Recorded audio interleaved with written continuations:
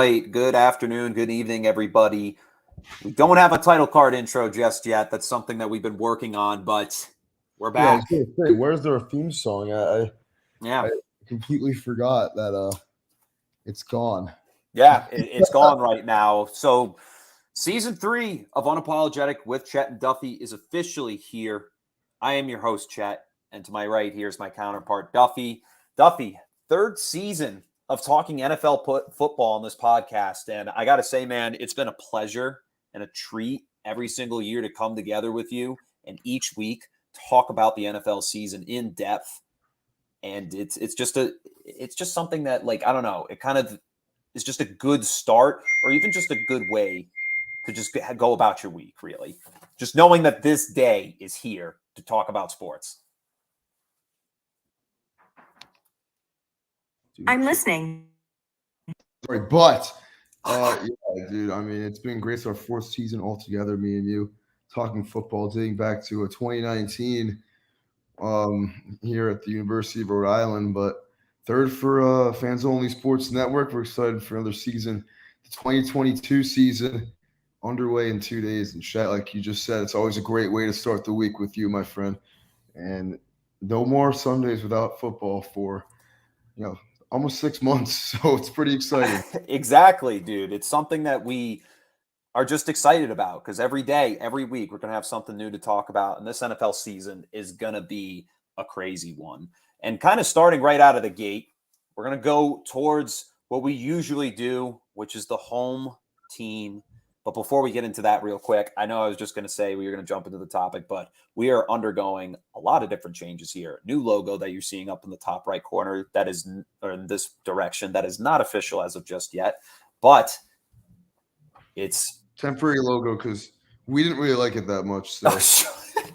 Yeah, no, we're going to keep revamping it, and we've definitely got a lot in store going forward, including something that we'll tease at the very end of this episode. But getting into season 3 here, we got to talk about our third season of covering the New England Patriots, because this season they are facing a very tough division, and they're going to start out with a divisional opponent out of the Miami Dolphins. Week 1 in Miami this time. A change of scenery. You've usually seen the Patriots go there in late December to get their butts kicked in the last few years. So, I mean, as of right now, they're going to be heading to Miami to start off week 1.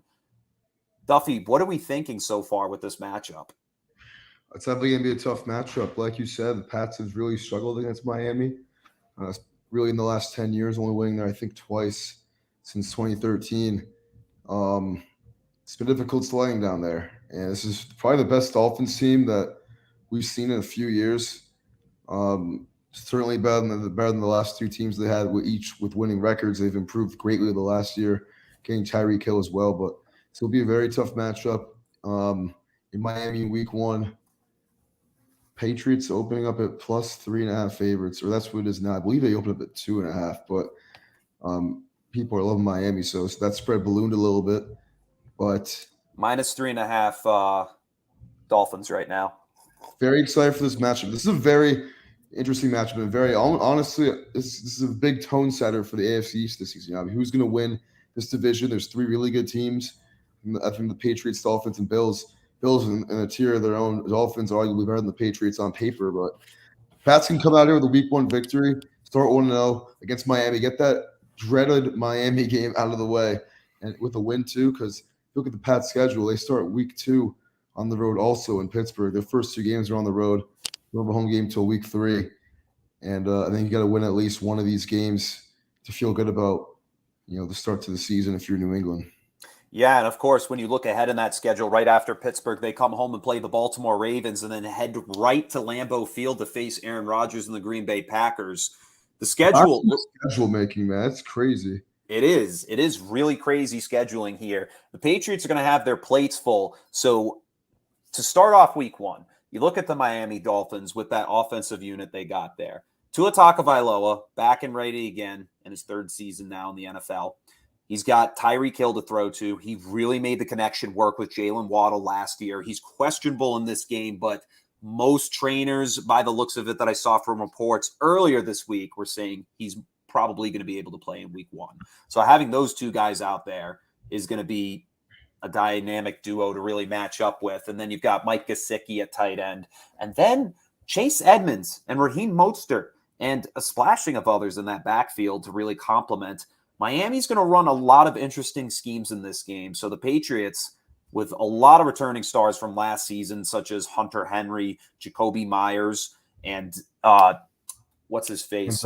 Kendrick Bourne, Nelson Aguilar. We'll see if these guys can put it together, but they need people in that offense to shine more, like Nelson Aguilar and Jonnu Smith going into this game. And then you got those two dual running backs that really showed last season out of Damian Harris and Ramondre Stevenson.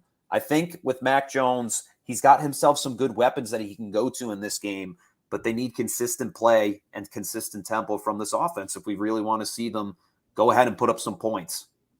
No, absolutely. And, you kind of mentioned a lot of the weapons the Patriots have. Also, Devontae Parker, who will be going back to Miami for a little revenge game week 1. Mm-hmm. See how that goes. But Patriots, they got to just come out here and not be flat. I mean, we have very questionable people at the helm calling the plays, and Joe Judge, Matt Patricia, two guys that have had a lot of question marks surrounding their ability this offseason in terms of how they're going to be able to take in that role and fulfill Josh McDaniel's shoes. But on the other hand, you got Mike McDaniel, the new Dolphins head coach, former Niners offensive coordinator, in his NFL debut as a head coach. He's going to pull up a lot of things out of his sleeve. It's going to be one of those games where the Patriots might not know what to do. Might have some circles being ran around them at some point, whether it be by Tyreek Hill or Jalen Waddle, like you said. So Pats just got to prepare defensively for this game. They always have trouble stopping Miami, especially defensively for some reason the last few years. And I think that Pat's defense might be in for one this week 1. I think they're going to be able to contain Tua, who, by the way, is 3-0 against the Patriots. He's been Patriots kryptonite the last year and change, 2 years. But I think that if the Patriots can just play some strong defense and shut down Tyreek Hill, Jalen Waddle, just limit them a little bit, they do have a chance to win this game from a defensive standpoint. But Mac Jones got to put points on the board as well. I mean, he had 2 games against the Dolphins last year. First game, 17-16 loss because of Damian Harris's fumble at the end of the game. His first NFL game ever, though. In Week 18 last year, which the Patriots started off very sloppy, made a fight towards the end of it, but kind of left a bad taste in their mouth going to the playoffs, and they end up losing up the next week too. So always win in Miami. It's always a tone-setting game for the rest of the Patriots season. Yeah, and this year it's the tone to start the season, really. So if I'm the Patriots, I'm probably going to go run heavy in the beginning of this one, maybe even dial it up with the pass a little bit. But I mean, Mac Jones, I think at the end of the day, does need to get into a rhythm. And what we've seen usually is he's one of those quarterbacks that's really kind of stepped up towards the end of the first half, and really going into the second half is where he takes off. But honestly, I think you go a little run heavy for the first drive and see what happens. And then I think the rest of the game, you just got to really get Mac Jones in a flow, because otherwise this team's just going to fall flat on its face. So that's the way with Mac Jones last season was people said that he wasn't really able to air it out too much and take those shots and get into that type of rhythm that you're talking about. Mm-hmm. So with week 1 this year, divisional opponent, I think you set that tone early. Obviously mixing the run game as well, but don't be afraid to let Mac take a couple of deep shots in the first quarter early on in the game. So time will tell. Those deep shots the Dolphins are going to do probably. I got to say, did you watch any of preseason this year? Because I didn't even get to. I watched some of the Giants game against the Patriots, but I didn't really watch the other 2. Yeah. So, I mean, for the most part, I'm kind of walking into this season with a good idea of what to expect, but also, I mean, I don't really know what to expect out of this team, bottom line. All I know is these are the expectations I expect from this game, but I guess in terms of the season, I think week 1's going to tell a lot about what this team's capable of. Is it the nail in the coffin? Absolutely not, but it's going to be tough.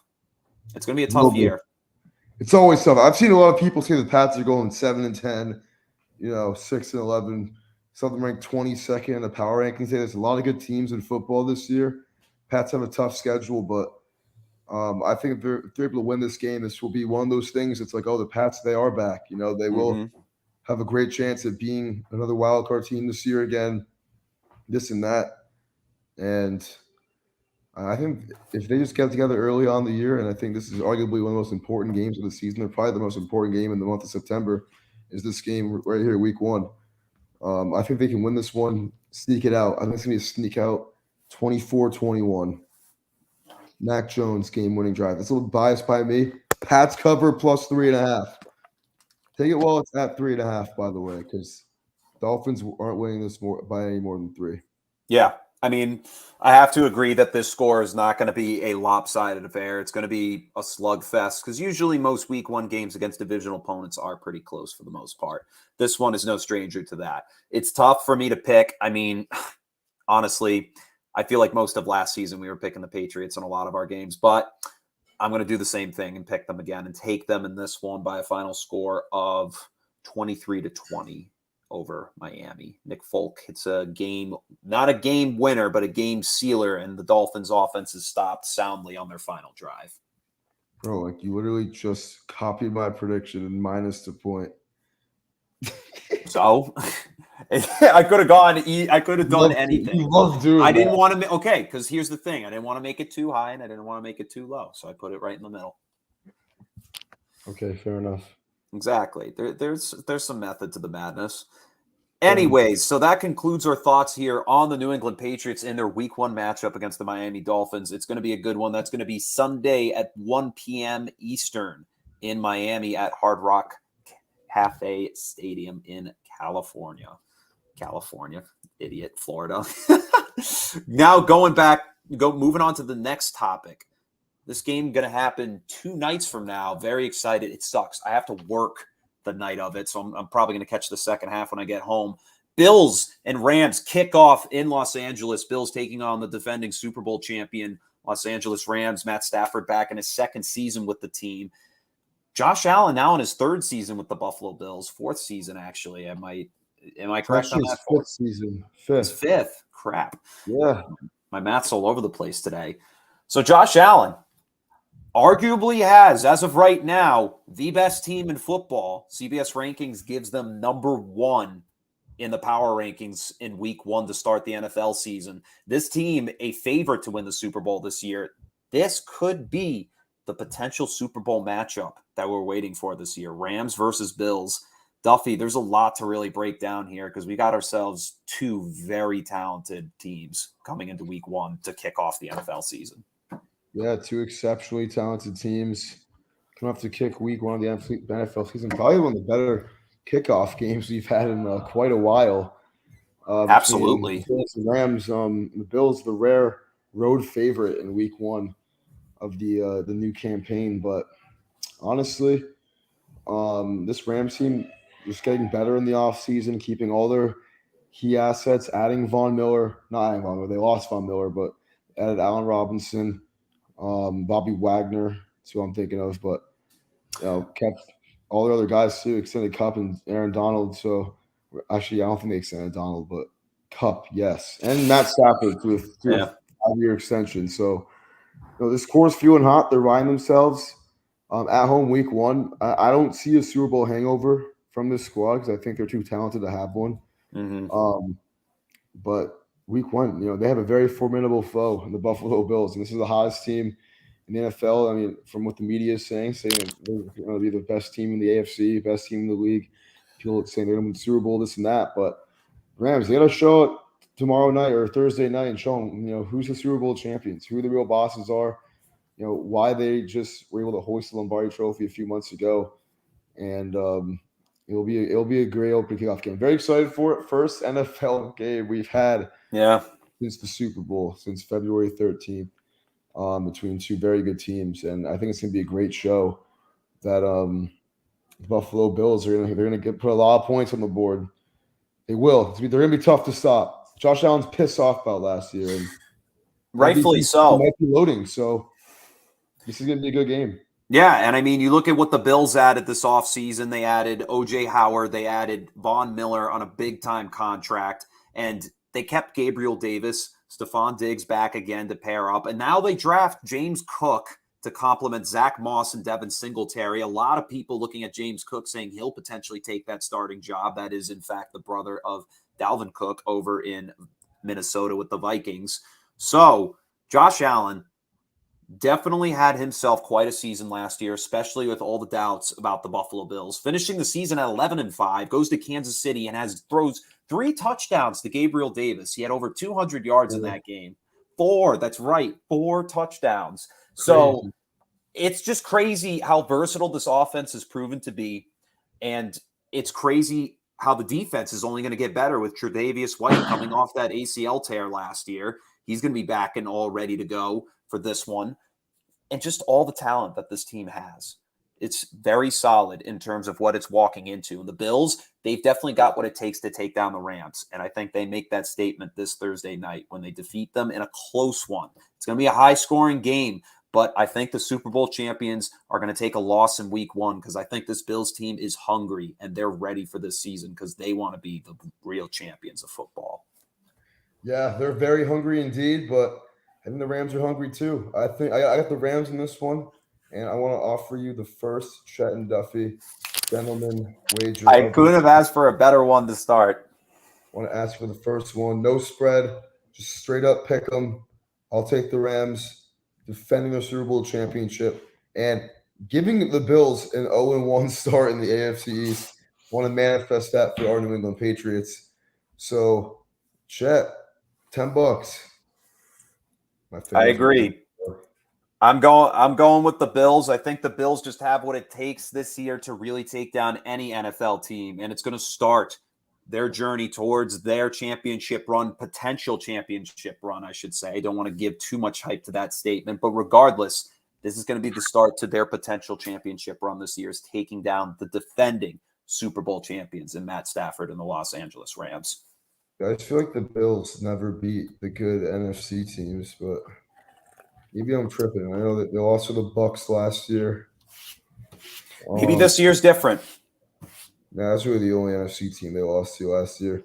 But remember, the Bills started 7-6 last year. That's crazy. Yeah. Finished 11-6. But when it comes to the Bills, yeah, could they win this game? Absolutely. The Buffalo Bills. That's why they're 2.5-point favorites on the road.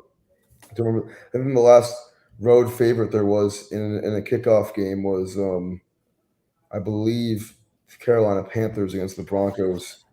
2016, that Super Bowl rematch. So the Rams have no reason to be underdogs. I mean, this is a team that really came in and shocked the world last year in the postseason. I mean, they were a really good team the whole regular season, but when the playoffs hit, they were a whole different squad.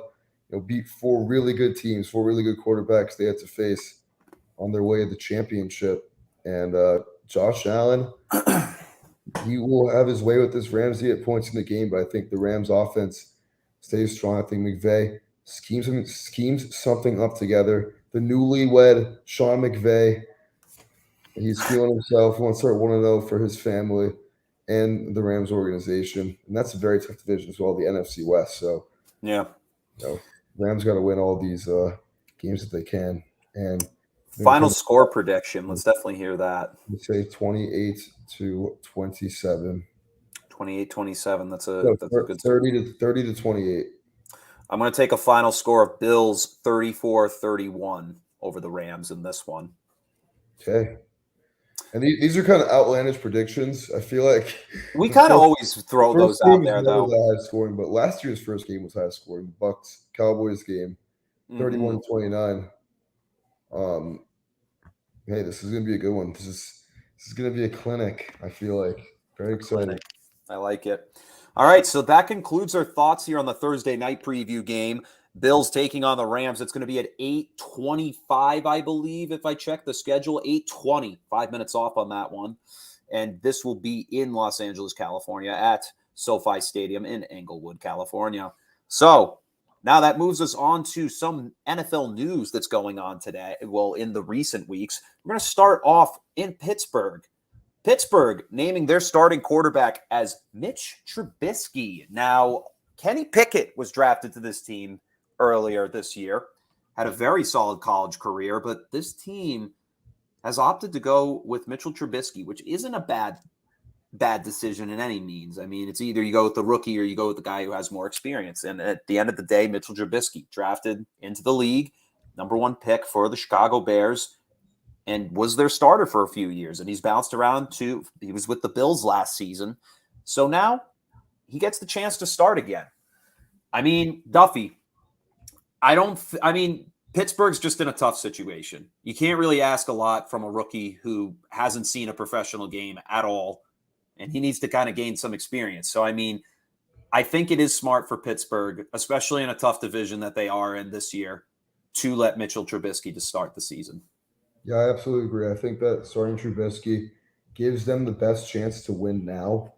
This is a team that went 9-7-1 last year, really exceeded expectations like they do every year. I mean, Mike Tomlin, 16 seasons, 15 years as the head coach for the Steelers, not a single losing record any year. So could this be the year? Maybe. This is a very good AFC North. You got the Ravens and Bengals and the Browns with Deshaun Watson comes back in the division. But this Pittsburgh team, I think, if they want to be contentious, they're never the type of squad to tank or try to get a better draft pick or any of that. And I think if they want to be contentious, then starting, Mitch Trubisky is the best option. He's been a serviceable quarterback. He's a Pro Bowl quarterback. People forget in the Matt Nagy offense. Very underrated, I think. He brought the Bears to the playoffs twice. Probably a top 5 quarterback in their sorry history. And coming to Pittsburgh, I think it's a good fit for him. Definitely was a place that was on his radar by a lot of people, last year when they picked Justin Fields. And now this year it finally happens. Had a year as a backup last year in Buffalo. Some time to learn from Josh Allen or just be around him at least. And, be in a winning culture. And I think going to Pittsburgh, this team can win games with them. They definitely can. I think they can definitely win at least 9 games if he starts all 17. But I do think Pickett will climb up that QB ladder, probably to number 2 by sometime in October, maybe. I think he's going to pass Mason Rudolph. Kind of have to when you're a first-round pick. And he had a good preseason as well. I mean, he had a game-winning drive against the Seattle Seahawks in the first game. Made some good plays. But the Steelers team, they should be a fun watch this year. They look a lot different than years past. Yeah, I agree. And I mean, what you said earlier, I mean, Mike Tomlin has never had a losing season in his career. I'm sure with the pieces he's got there, I mean, you still got Najee Harris in the backfield to really act as a safety blanket, and he's proven to be one of the most reliable running backs, even just in his rookie season last year. He'll be a great one this year as well. But for this quarterback, I mean, you still got Deontay Johnson. You got Pat Freiermuth to throw to. You got plenty of safety blankets to really dump the ball off. No more Juju, but regardless, they still got some pieces there. And then that defense is there to support them. And that defense has been a top 10 defense the last few years, despite having an aging Big Ben to lead them to potentially the postseason last year. That was crazy enough that they made the playoffs, in all honesty. Yeah. But regardless, it was crazy. Yeah, it didn't make any sense, but somehow Big Ben did it again, and it was a great way for him to go out on his career, even if he got killed by the Kansas City Chiefs. But looking at this season, Mitchell Trubisky absolutely puts them in the situation to win right now and put the team in a good spot. Kenny Pickett, it's going to take him time, but I think eventually we'll see him take over the reins. I don't know if it's going to be this year, especially if it's clicking with Trubisky, but we'll see. Time will tell. Trubisky could have a good couple weeks and then suddenly tank, and then they're going to have to go with the hot hand out of the rookie.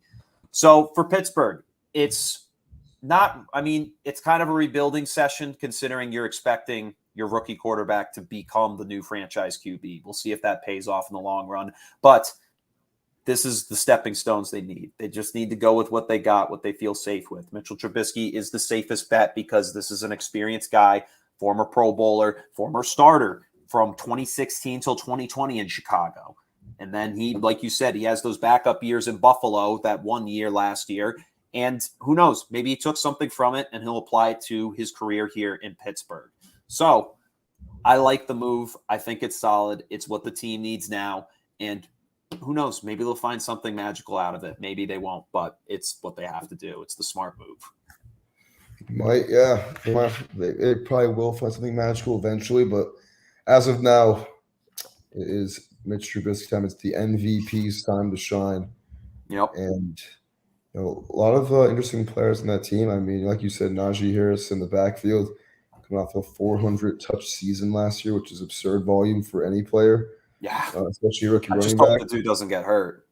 Yeah, he's definitely an RB1 candidate in fantasy this year. I have him in no leagues, though. I'm disappointed. I have a 16-man draft, actually. I kind of want to go. I kind of want to auction him tonight. Maybe I don't know. I don't want to give my You have an auction draft tonight? Yeah, this is like the league Really? that I do every year, the Have it $75 tonight? one. Damn. All right. Good luck. Good luck to Chet on his auction draft. Dude, the auction drafts are so fun, but they're so stressful at times. Yeah. Just figuring out if you want to bid on a guy. Because, dude, I think I almost bid like $120 on somebody. I think it was like McCaffrey. I kept going for him. And I was like, I can't do it. 120. How much do you have in the balance for the draft? 275. And then if you can't dump all your money all the time because it caps it off after a while at how much you can spend so you don't go bankrupt. Yeah. Otherwise, you're screwed. Yeah, you're screwed. Yeah. Sucks. So we'll see how that goes. But regardless, I like what Pittsburgh's doing here, and it's a good start to things for them to potentially see what may come of their future, because right now it's going to be a tough year for them if they really want to have any footing in the AFC North. So now, looking at one final piece of news before we move into two late topics, we're going to start off with Giselle leaving Tom Brady. This happened a couple days ago, and it is confirmed that she left the compound. Brady did not participate in the first two preseason games until the final one. And that was kind of when this all came crashing down. And it kind of makes sense, Duffy, as to why we never really saw Tom in those two games. It seems like those marital issues really played into him playing. Yeah, they finally caught up to him, man. They finally have. And that's what happens when you're in year 23 of an illustrious career and, your wife wants you to retire at 45, 44 years old. I mean, so these rumors have been circling for years now, which is all unhappy with how much Tom Brady's playing football. But I think it was inevitable to happen eventually, especially with his unretirement, which definitely drew a lot of headlines back in March. And it didn't even surprise me at all, honestly. But definitely she took it the wrong way, leaving the compound, like you said, Chet. And Tom Brady, I mean, this really could be the first thing that affects his football play in a long time. And this is how great Tom Brady is, that the biggest concern to his play of football isn't even his age anymore. It's his personal life and his well-being. He even said in his press conference last week, "I'm 45, man. There's a lot of shit going on."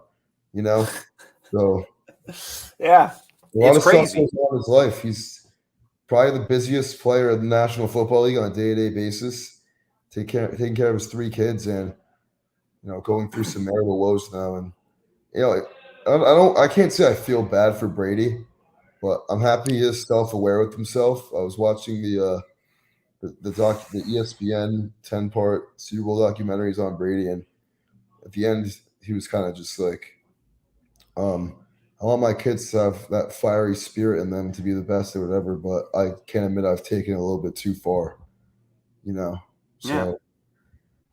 hopefully, I mean, yeah, for Brady's sake, he can play through all the steam that he's going through in his head and in his life. But Giselle, go get it, girl.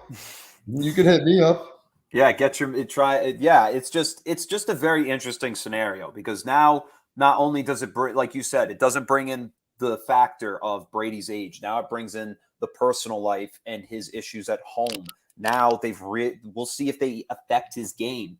And honestly, it really could. This could be a distraction for him, but he could end up being one of those players where he just pushes it aside and just chugs forward with what he wants, which is to win a championship. Because we haven't known Tom Brady, but we have followed Tom Brady since we were kids. We know this is the type of person he is he's a winner. He's a guy that goes into a game and says, I am not going to just beat you. I'm going to prove that I'm better than you at the end of the game. And he would do it every single time. Of course, we can't win them all, but he won more than anybody else as a quarterback. in postseason history and close to regular season history at this point, and in career numbers. He's just the best in all of the career numbers. It's just crazy how much time and effort this man has put into the game we all love to watch. And, as an avid Tom Brady fan, I mean, obviously the fandom's not as strong as it used to be for me, but this is the type of guy he is. He's a guy that just wants to compete. He wants to win. And every time he feels like somebody's challenging him or there's a chip on his shoulder, he's going to go after it and go prove them wrong. However, every time, but this could affect his gameplay this year because it kind of comes down to what does he love more, the game or the people he loves? That's the story of this season for Tom Brady. Can he overcome that? I don't know. It's one of those things where we'll never truly know until it plays out. But who knows? It could force him into retirement again, or he could stink this season and then retire at the end of the season and walk away with nothing, or he could go put it all behind him and go and win a championship. That was a joke I made last night when I might have been talking to you when I said that, but I joked last night being like, watch him win the Super Bowl this year. It's like Tom Brady's just going to – it could be the story of who he is, but if he does, then that just means he's the greatest player to ever play. If he does, he can just freely retire. Yeah, at that point, it's like, dude, you're literally the best player ever. Like, nothing could stop you. He's already won a Super Bowl with Tampa, 2 different squads anyways. He's done it again, but dude, I think he has to win the Super Bowl this year. I think it's going to be his last year regardless with all this personal life issues. I think it kind of has to be. And I'm glad we got a little preview on what it was like to see Brady retire for the first time. It's definitely a little bit sad, but it was definitely a little bit phony as well, obviously. But I think it almost makes the second time like his last season, I believe. Yeah, I guess what I'm more mad about that whole ordeal is it's like now when you actually retire, I'm just not really going to care. That's the way I look at it. Yeah, no, exactly, bro. Like, I will not care at the end of the day. Like, I'll be like, you're still making more money than me. He's gonna go to Fox anyways and be a broadcaster the next 10 years. So it doesn't even matter. Yeah, for like a boatload of money. They're going to pay him so much. $375 million. That's so stupid. That's so much money. Be their number one play-by-play guy or color commentator. Oh, my God. That'd just be – yeah, he'd be taking over Troy Aikman, I bet. Aikman and Buck are on ESPN now. That's right. I totally forgot about that. It's the new Fox number 1 duo is Kevin Burkhardt and Greg Olsen. So we'll be replacing Greg Olsen. I don't know, man. Greg Olsen will be calling the Super Bowl this year. That's crazy. Yeah. I mean, they're not a bad duo, but I mean, Joe Buck and Troy Aikman were better, in my opinion. Yeah, they're legends. They're a legendary duo. Yeah. But anyways, at the end of the day with this whole thing, I understand Gisele's point of view, and I think it's a solid one. I mean, you want this to end at some point. Something's gotta give, especially to focus on your family and the golden years of life. But I don't know. We'll see how everything plays out and that sort of thing. This could all come crashing down, or it could end magically. Who knows? We'll see what happens. But that's some hot news in the NFL and a definitely interesting psychological breakdown and discussion.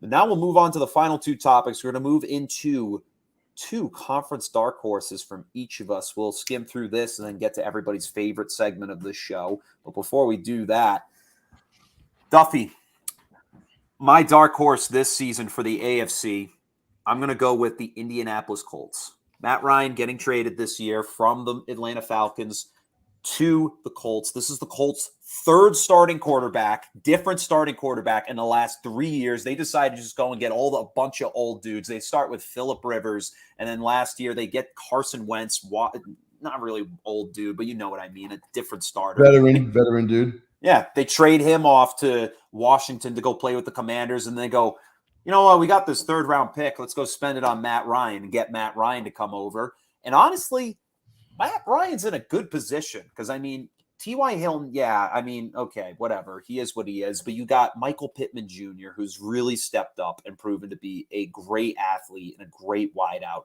You got Jonathan Taylor, literally the top running back in the NFL this year, ranked. This is a good setup, and then a solid O-line and a great Colts defense. Matt Ryan's in a perfect position to really produce for this team, and this team itself is built in just a great way for Frank Reich to really push it forward and potentially win the AFC South this year and overtake the Tennessee Titans, who have really been bogging them down for quite a while. Yeah, that was actually Colts are actually my pick to win the AFC South this year. They have not won the division in 8 years, which is crazy to think about.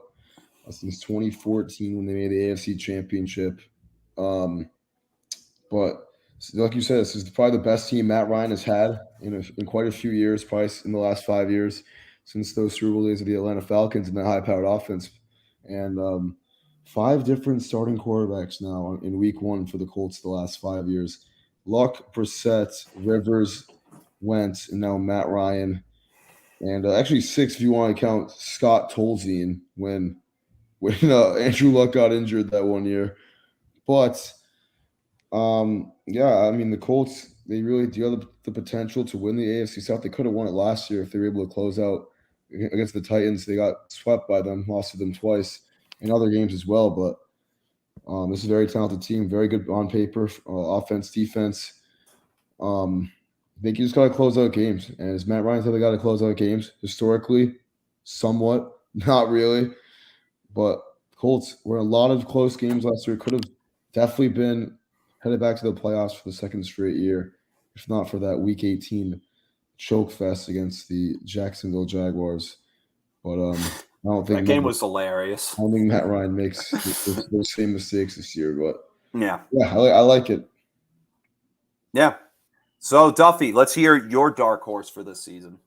My dark horse in the AFC is the Miami Dolphins, and it pains me to say this as a Patriots fan, but this Dolphins team is stacked. They have very interesting offense with Tyreek Hill, Jalen Waddle, Tua playing quarterback, and like I said earlier, Chase Edmonds and Raheem Mostert in the backfield. Very good play caller, Mike McDaniel. We've seen it the last 2 years with the Niners and gone to the Super Bowl. I mean, this team, I don't think they win the division. I think that they have great potential to be the 5th seed in the AFC, the first wild card. Could win 11 games, this team. It's a squad that reeled off 7 in a row last year after starting, I think, 1-7, right? Mm-hmm. And nearly made the playoffs, coming out of the dirt. So if they can get off to a good start this year, Dolphins, they should be a team that should reap a lot of intimidation to their opponents. That defense has been stacked the last 2 years. One of the best scoring defenses in the league, and takeaways too. The game that comes to mind is the game against the Ravens last year on Thursday Night Football, where they just dismantled Lamar Jackson, read him like a book. So this Dolphins team, read him like a book. If they can play like they did in that 7-game win streak last year, with the improvements they made this offseason, I mean, this is going to be a dark horse squad in the AFC, I feel like.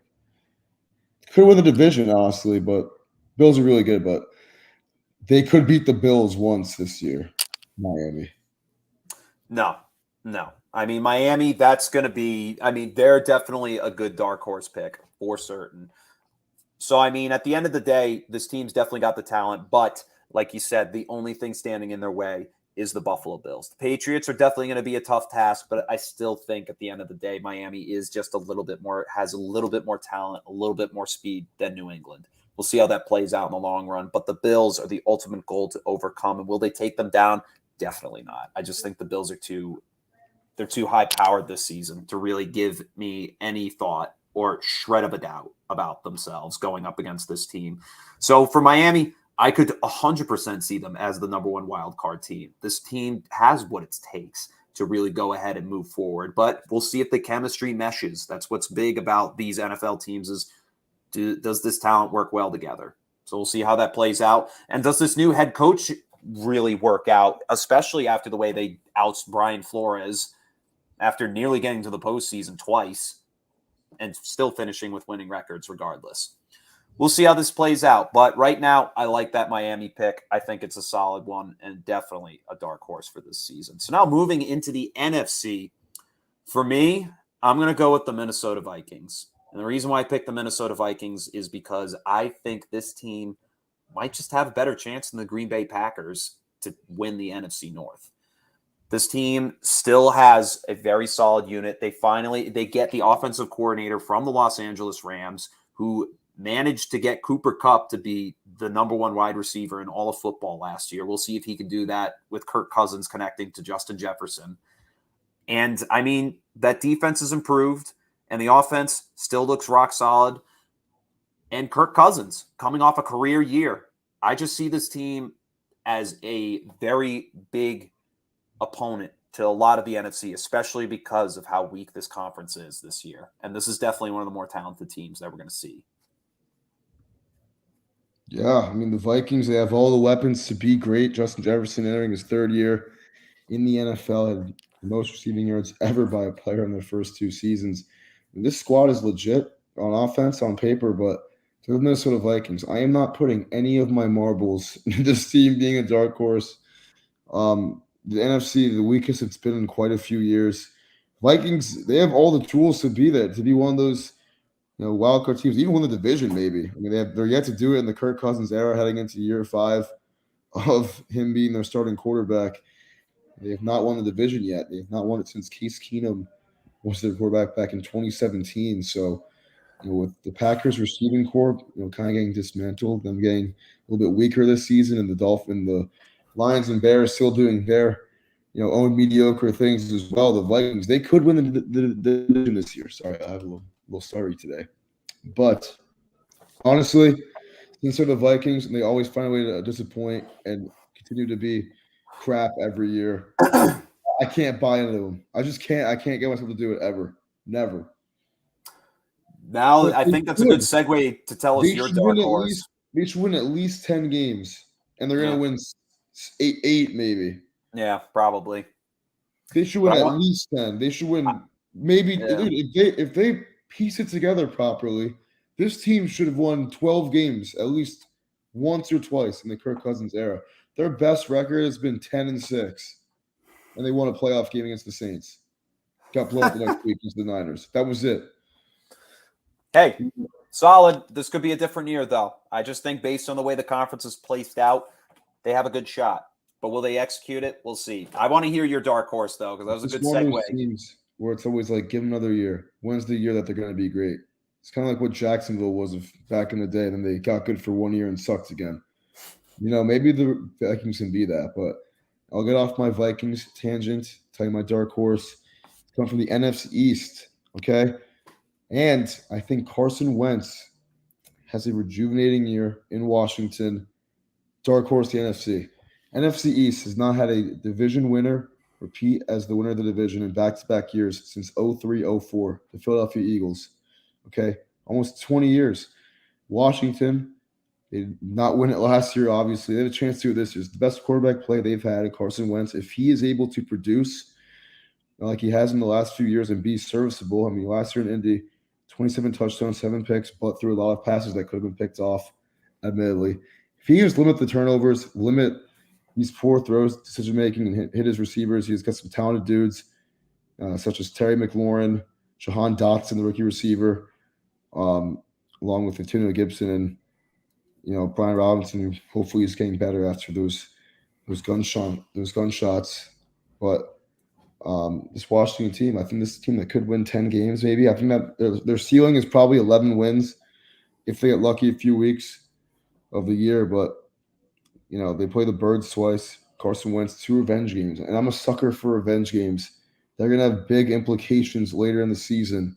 So, Washington Commanders, don't be surprised if they're, a 9-6 team fighting for that 6 or 7 seed with 2 weeks to go. Yeah, that's a great pick right there. I mean, I like the Commanders this year. They've got themselves good players on paper. And Dallas, I'm definitely taking a lot of stock out of the Cowboys this year. I mean, that O-line has looked the weakest we've seen in a very long time. And that offense, the offense, still pretty high-powered. You got Dak Prescott, but Ezekiel Elliott has a lot of question marks on him, especially after a disappointing season last year, and definitely a reveal of Tony Pollard and what he's capable of. And we may see a backfield situation going on for the Cowboys. And the defense hasn't really proven to be a top-tier defense. they've definitely struggled. And the Commanders, they boast that now, getting Chase Young back off the IR last year. And I like the pieces they have. They've got a solid unit to be. We saw this team win the division 2 years ago. So for them this year, I like what they have with Carson Wentz, getting Terry McLaurin back on an extension. He's going to have himself a nice season with a brand new quarterback who knows how to throw good passes, at least in theory. But regardless, I like what this team brings to the table. And that's a great dark horse pick right there, Duffy. So that moves us into the final segment that we always love doing every single year. Locks and upsets. Last year, Duffy taking home the crown in that one by a landslide. I just couldn't get a pick to save my life. Yeah, you sucked. Yeah, I sucked really terrible bad year last for year. Chet last year. Oh, yeah. So that starts us off. Considering, Duffy, you are the champion of last year, I will let you go first and tell us your lock. All right. My first lock of the NFL season. I forget what I picked, actually. But yes, I have the Philadelphia Eagles on the road against the Lions, -4. Do they cover the spread? I think probably, but the Lions, just on Hard Knocks, looking good, looking a little bit motivated. They might be able to sneak this one out in a close one, but I think the Eagles, with the improvements they made last year, this team that beat the Lions, I think it was 45-7 last year in Detroit, going to Motown for week 1, looking to, be that team of the NFC East. This is a good chance to start the season and kind of get ahead of their opponents. We got the Cowboys playing in Tampa Bay, a couple of tough games in that division around the league, Washington against Jacksonville, New York Giants against the Tennessee Titans on the road too. So give me the Birds in Detroit, kind of a Mickey pick because it is the Lions, but just take it anyways because it's week 1. You never know who's going to be good until week 1's done. So in my opinion, no Mickey picks in week 1. I wanted to pick Denver over Seattle, but that would have been, I feel like they would have been kind of Mickey. So yeah, especially with the caliber there. But I like this pick, first of all, because you're talking about another NFC East team that has a clear-cut shot to potentially win that NFC East title. Getting A.J. Brown, I guarantee the reason why, based on the way this team played last year, without a true number 1 like A.J. Brown, they make it to the postseason. They do get it handed to them in Tampa, but that was definitely that was the only reason why this team decided we need to go out and get somebody who can help Jalen Hurts out. And Jalen Hurts in his second year looked great, really good. Yeah. This season, I expect so much more out of him. Not just having to throw Dallas Goedert now. He's got A.J. Brown there on that wideout position to really give him a lot of targets to throw to. And I like the defense that this team has. The secondary needs to be a lot better this year. That's going to be their thing going into this. But in this game, they got it. Give me Philly all day long in this one. Lions, Jared Goff, solid veteran, not a good team that he's on. Sorry, not sorry. Sorry, baby, I'm sorry. So now that moves me to my lock. My lock for this week, I am taking the Carolina Panthers over the Cleveland Browns. Hey, most of you probably saw this coming in terms of most people's picks because Baker Mayfield's pissed off. He really is, baby. And he comes into this one at home in Carolina, not in Cleveland. He's got them in his realm right now. So for him, this is his first game with his brand new team. But Cleveland, if they had Deshaun Watson, I give them a chance. I don't give them a chance in this one. Jacoby Brissett's fine, but he's not going to be the guy to get them this win. And I think what Sam Darnold has for weapons is great. And I think this Panthers team is going to step it up for him. I have them in the spread at -2.5. It's still going to be a close one till the end, but I think the Panthers are going to cover that spread and some by a final score of 28-23. 28-23. Okay.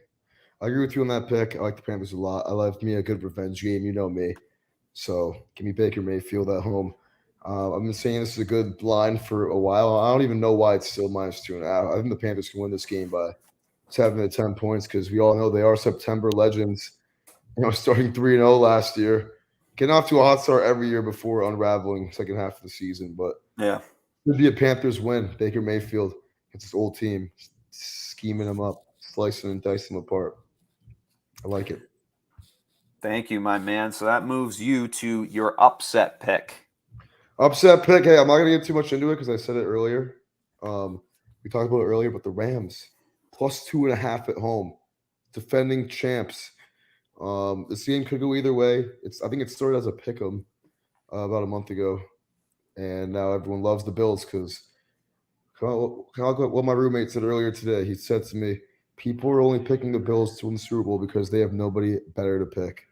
That's kind of true. People are just riding the Bills because of the thank you, Mrs. He2. I got a new haircut. Mom said nice haircut. But yeah, dude. I don't really like the Bills in this week one game. I like the Rams at home, getting out to a hot start of the season. But it could go either way. I'm never going to count out Josh Allen ever. And if people pick the Bills and they win, I'm not going to be surprised anyway. But Rams upset, a little bit of a cheeky upset. Definitely a Mickey pick at home, picking the defending Super Bowl chance. But hey, all you guys want to pick the Buffalo Bills in week one, so might as well play devil's advocate for my own sake.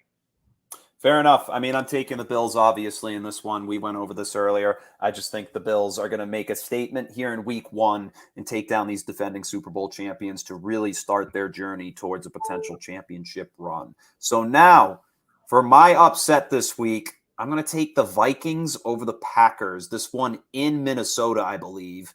Yes, it is. So, I mean, we saw it last year, the Vikings take down the Packers in a very big shootout in Minnesota. I think it's going to be something close to that, but it might be a little more defensive in this one. But I think we're going to be able to see Kirk Cousins finally show some consistency when it matters at the end of this one, and it's going to result in a very close game regardless, right? Like I said, plus 1.5. I'm going to take this game with a final score of 23-21 Vikings. 23-21. Okay, yeah, this will be a close game. I do like your pick. This is a Vikings team that they beat the Green Bay Packers, one of their only 4 losses last year in Minnesota, 34-31. So I like the pick, but I'm not going to agree with you. I think that this game will belong to the Green Bay Packers on the road. I think Rodgers will show everyone, who the NFC North belongs to, and that's the Packers. And Vikings, like I said, they're just the staple of mediocrity. And you're out here talking about them twice in the same show, like they're going to be like 10-7. Yeah, they're mid. They're going to lose week one. They're going to start the season 2-4. Ask themselves what's wrong, and then probably win like 6 of their next 8 games, but then already have dug themselves in too much of a hole to even be a playoff team. This will be a game the Vikings lose. We see it every year. Every year we saw them lost their first 2 games last year against the Bengals. On an overtime field goal, they lost, and against the Arizona Cardinals because they missed a field goal indoors. This will be another classic, tough start in September for the Vikings, and it all starts Sunday. Packers minus 1.5. Stamp it in. Any Packers less than 3 points is a solid bet with a great quarterback like Aaron Rodgers. Great quarterback, poverty franchise. Which one am I taking? Great quarterback. I don't bet against legends. I remember perfect example of this last year. My roommate, week 17, Monday Night Football, Big Ben's last game in Pittsburgh, or so we thought, because no one thought the Steelers would make the playoffs in week 17. It was pretty much wrapped until it wasn't. But this was his last game in Pittsburgh, though, playing physically at Heinz Field. And the Steelers, I believe, were minus 1.5. My roommate was all like, "You got to pick the Browns. Browns are going to beat the Steelers." I'm like, bro, I don't pick against legends in their last home game. It's all about intuition, too. Who thinks going to win this and that. But what I'm saying is, I'm overreacting this so bad. I really am. I'm really dragging this out. The Packers. Same Packers team that got blown out 38-3 in week 1 last year. So I'm just gonna shut up, man. I forgot about that. They always start off cold, but give me the Packers though. Give me the Packers. They don't always. Always start cold. Give me the Packers. The Vikings will continue to Viking. They will sell. They'll choke. This and that.